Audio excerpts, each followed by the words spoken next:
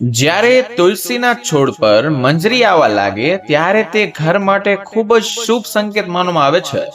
જ્યારે પણ તુલસી પર મંજરી આવવા લાગે છે ત્યારે તમારે સમજવું જોઈએ કે માતા લક્ષ્મી તમારા પર મહેરબાન છે અને હવે તમારા પર પોતાની કૃપા વરસાવવાની છે.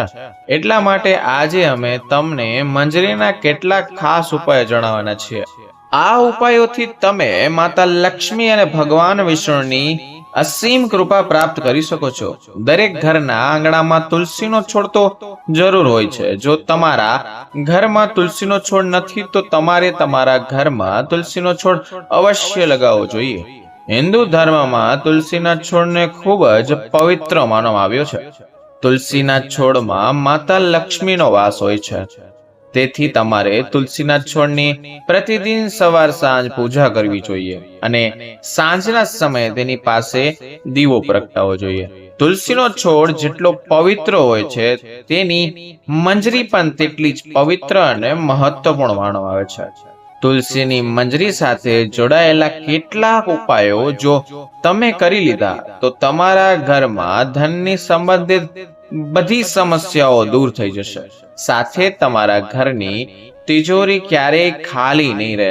તમારા ઘરમાં પૈસાને લઈને ક્યારે કોઈ તંગી નહીં થાય. ઘરના દરેક સભ્યને પોતાના કાર્યમાં સફળતા મળશે અને ઘરમાં હંમેશા સુખ સમૃદ્ધિ અને શાંતિ બની રહેશે. જો ઘરમાં રોજ ઝઘડાઓ કલેશ થતા રહે છે તો તમારે તુલસીની મંજરીના નાના નાના ઉપાયોને જરૂર કરજો. આનાથી તમારા ઘરમાં ખુશીઓ આવી જશે. તુલસીના છોડને દેવીમાં લક્ષ્મીનું સ્વરૂપ માનવામાં આવે છે. તુલસીના વૃક્ષ પર લીલી મંજરીનું આવવું ખૂબ જ શુભ માનવામાં આવે છે. ચાલો હવે તુલસીની મંજરીના તે સરળ ઉપાયો વિશે જાણીએ મિત્રો. નંબર 1, જ્યારે પણ તમારી તુલસીમાં મંજરી આવે તરત જ મંજરી તોડો, પરંતુ તેને ફેંકવાના બદલે લાલ કપડામાં લપેટીને મંદિરમાં રાખો. આ ઉપરાંત આજના સમયમાં સુખી જીવન જીવવા માટે દરેક વ્યક્તિ ધન પ્રાપ્તિની ઈચ્છા રાખે છે. જો તમે પણ ધન લાભ કે ધન પ્રાપ્તિની ઈચ્છા રાખો છો તો તુલસીની મંજરીને લાલ રંગના કપડામાં બાંધીને તેને તમારા ઘરની તિજોરીમાં રાખી દો. માન્યતાઓ છે કે આમ કરવાથી માતા લક્ષ્મીની કૃપા સદા બની રહે છે. જો વ્યક્તિ ઈચ્છે કે તેને ક્યારેય આર્થિક મુશ્કેલીનો સામનો ના કરવો પડે તો તે પોતાના પર્સમાં તુલસીની મંજરી રાખી શકે છે. નંબર 2, ભગવાન ભોલેનાથને તુલસીનું પાન ચડાવવું વર્જિત માનવામાં આવે છે, પરંતુ તમે ભગવાન ભોલેનાથને તુલસીની મંજરી અર્પણ કરી શકો છો. આમ કરવાથી તમને પારિવારિક સુખનો લાભ મળશે. આ ઉપરાંત જો કોઈના જીવનમાં પ્રેમની કમી છે અથવા તેના લગ્નમાં કોઈ પ્રકારની બાધા આવી રહી છે તો દૂધમાં બેડવીને ભગવાન ભોલેનાથને તુલસીની મંજરી અર્પણ કરો. આમ કરવાથી તેના જીવનમાં પ્રેમની પ્રાપ્તિ થશે અને લગ્નમાં આવતી અડચણો દૂર થઈ જશે. નંબર 3, તુલસીની મંજરી ને જો ભગવાન વિષ્ણુ અને ભગવાન શિવને ચડાવવામાં આવે તો વ્યક્તિનો મોક્ષની પ્રાપ્તિ થાય છે. એટલે કે તે વ્યક્તિને ફરીથી ગર્ભમાં નથી આવવું પડતું. તે જન્મ મરણના ચક્રથી મુક્ત થઈ જાય છે અને તેને સીધા ભગવાનના ચરણોમાં સ્થાન મળે છે. નંબર 4, જો કોઈ વ્યક્તિની આર્થિક સ્થિતિ સારી નથી તો શુક્રવારના દિવસે માં લક્ષ્મીની પૂજા દ્વારા માતા રાણીને તુલસીની મંજરી અર્પણ કરો. માન્યતા છે કે આ ખૂબ જ શુભ હોય છે અને આનાથી ધીરે ધીરે ધન અર્જનના માર્ગો ખુલે છે અને આર્થિક સ્થિતિમાં સુધારો થાય છે. આ ઉપરાંત શુક્રવારના દિવસે તુલસીના કેટલાક પાન તોડી લો અને તેમને પીળા કપડામાં બાંધીને તિજોરી કે અન્ય કોઈ જગ્યાએ જ્યાં ધન રાખો છો ત્યાં રાખી દો. આ ઉપાય કરવાથી તમને ક્યારેય ધનની કમી નહીં થાય. તુલસીની મંજરીમાંથી નીકળતી ઉર્જા ધનને આકર્ષિત કરે છે. આ ઉપાય ખૂબ જ અસરકારક માનવામાં આવે છે. નંબર 5, ઘરની ઉત્તર પૂર્વ દિશા, જેને ઈશાન કોણ પણ કહેવામાં આવે છે, તેને વાસ્તુશાસ્ત્રમાં ખૂબ જ શુભ માનવામાં આવે છે. આ દિશામાં દેવી દેવતાઓનો વાસ માનવામાં આવે છે મિત્રો.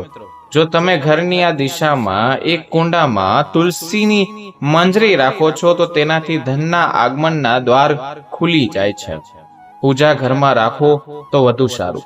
નંબર 6, ઘરની પૂજા સ્થાન સૌથી પવિત્ર માનવામાં આવે છે.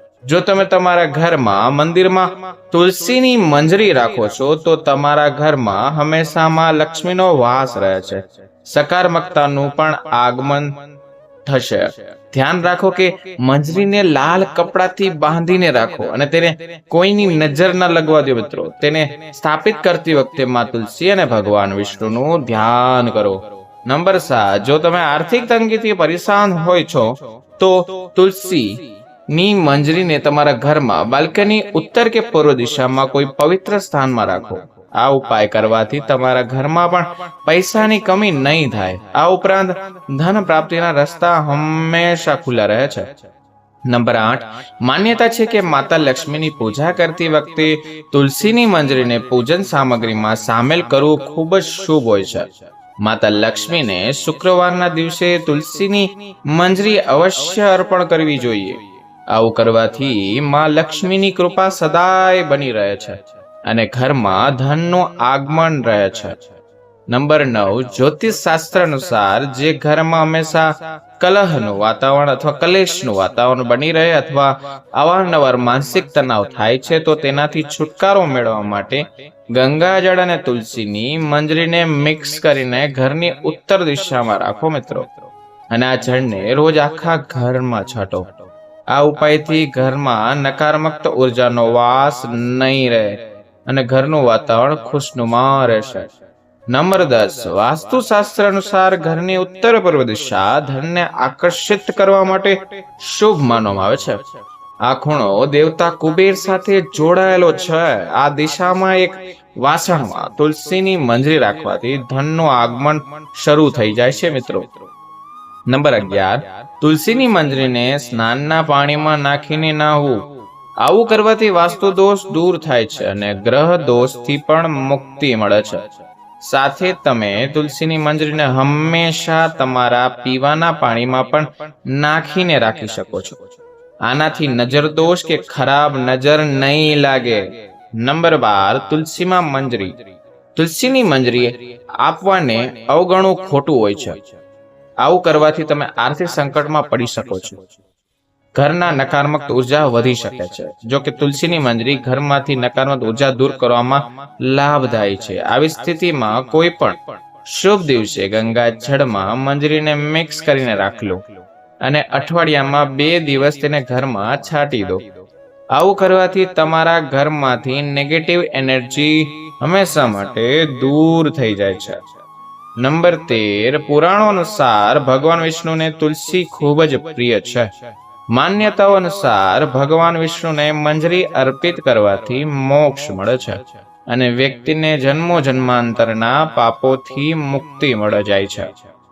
નંબર 14, તુલસીના પાંદડાને બાળવાની શાસ્ત્રોમાં મનાઈ કરવામાં આવી છે, પરંતુ મંજરીને બાળી શકાય છે.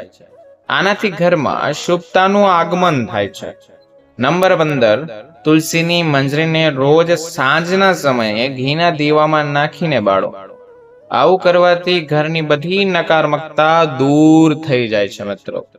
નંબર 16, હિન્દુ ધર્મમાં ગંગાજળને પવિત્ર માનવામાં આવ્યું છે. તુલસીની મંજરીને પણ પવિત્ર માનવામાં આવે છે. આવી સ્થિતિમાં ગંગાજળમાં તુલસીની મંજરી મિક્સ કરો અને ઘરની ઉત્તર દિશામાં રાખી દો. તમે ચાહો તો રોજ આ જળનો છંટકાવ પણ કરી શકો છો, પરંતુ ધ્યાન રહે કે જળ છાંટ્યા પછી મંજરીના દાણા પગ નીચે ન આવે. આવું કરવાથી ખર્ચ પર અંકુશ લાગે છે અને આર્થિક સ્થિતિમાં પણ સુધારો થાય છે. નંબર 17, ભગવાન વિષ્ણુને તુલસી અત્યંત પ્રિય છે. આવી સ્થિતિમાં જો તુલસીની મંજરીને ભગવાન વિષ્ણુ સમક્ષ અર્પણ કરવામાં આવે તો તેનાથી મોક્ષની પ્રાપ્તિ થાય છે. આ ઉપરાંત તુલસીની મંજરીને જો ભગવાન શિવના ચરણોમાં અર્પણ કરવામાં આવે તો તેનાથી અટકેલું ધન પાછું આવી શકે છે અને આવકમાં વૃદ્ધિ થાય છે. આ તમામ માહિતી લોકોને રુચિને ધ્યાનમાં રાખીને આપવામાં આવી છે મિત્રો. જ્યોતિષ અને ધર્મના ઉપાય અને સલાહોને તમારી આસ્થા પર વિશ્વાસ પર અજમાવવાનો અમે પ્રયાસ કર્યો છે. વિડીયોનો ઉદ્દેશ માત્ર એ જ છે કે તમને નવી નવી જાણકારી મળે અને તમારે શું કરવું શું ના કરવું તે તમને ખ્યાલ રહે. તો મિત્રો, વિડીયો સારો લાગ્યો હોય તો વિડીયોને લાઈક કરો, ચેનલને સબસ્ક્રાઇબ કરો. હવે મળીશું નવા વિડીયો નવા ટોપિક સાથે. ત્યાં સુધી નીચે કમેન્ટ બોક્સમાં અને મારી હારે બધાય બોલો રાધે રાધે, એટલે તમારા બધાના દુઃખ ભાંગી જાય. મળીએ નવા વિડીયો ઉપર. ધન્યવાદ.